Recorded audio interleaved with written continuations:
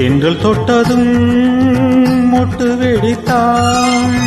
கொடிகள் என்ன குற்றம் சொல்லுமா? கொள்ளை துளசி எல்லை கடந்தாள். வேதம் சொன்ன சட்டங்கள் விட்டு விடுமா? வானுக்கு எல்லை யார் போட்டது? வாழ்க்கைக்கு எல்லை நாம் போட்டது. சாத்திரம் தாண்டி தப்பி செல்வதேது? கண்ணுக்குள் 100 நிலவா இது ஒரு கனவா? கைக்குட்டை காதல் கடிதம் எழுதிய உறவா?